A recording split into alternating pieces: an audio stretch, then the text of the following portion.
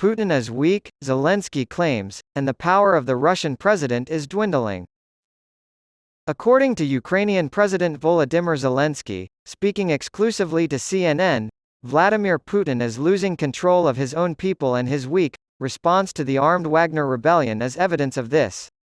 Last month, Putin was confronted with the greatest challenge to his authority in 2 decades when Yevgeny Prigozhin, the leader of the Wagner paramilitary group, led a brief uprising, seizing control of military facilities in 2 Russian cities and marching toward Moscow before agreeing to stand down.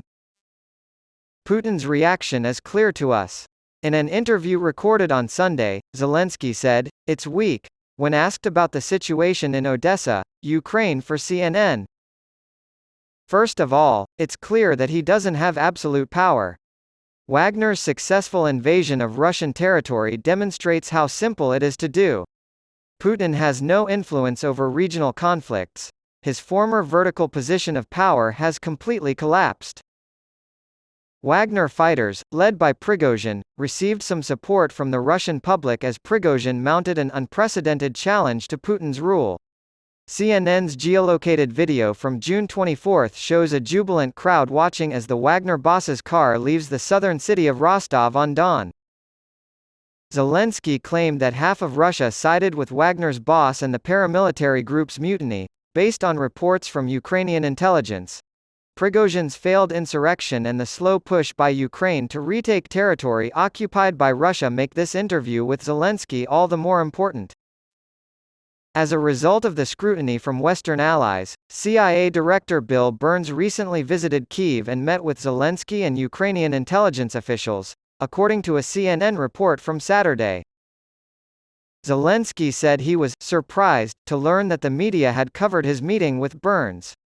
In other words, my communication with the CIA chief should always be behind the scenes, he said.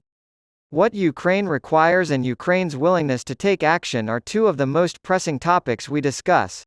Burns, a seasoned diplomat who has traveled frequently to Kyiv during the conflict, has earned the respect of his Ukrainian counterparts. Since our intelligence services talk to each other, Zelensky claims, we don't have any secrets from CIA. It's not a complicated situation at all. The CIA director and I are on good terms, and we regularly exchange information. I filled him in on everything crucial to our success on the battlefield. The U.S. official told CNN that Prigozhin's rebellion was not discussed during Burns's visit to Kyiv before the coup. Zelensky, speaking at a news conference in Kyiv on Saturday, said that Prigozhin's rebellion had greatly affected Russian power on the battlefield, and might help the Ukrainian counteroffensive. Zelensky told Burnett that his ultimate goal was to free Crimea, the peninsula annexed by Russia in 2014 in violation of international law, even though the bulk of Kyiv's efforts have been focused on recapturing territory in the south and east of Ukraine. Without Crimea, Ukraine would be unthinkable. As long as Russia maintains its occupation of Crimea, he added, the war is far from over. When asked if a lasting peace could be achieved without Crimea, Zelensky replied, "It will not be victory then.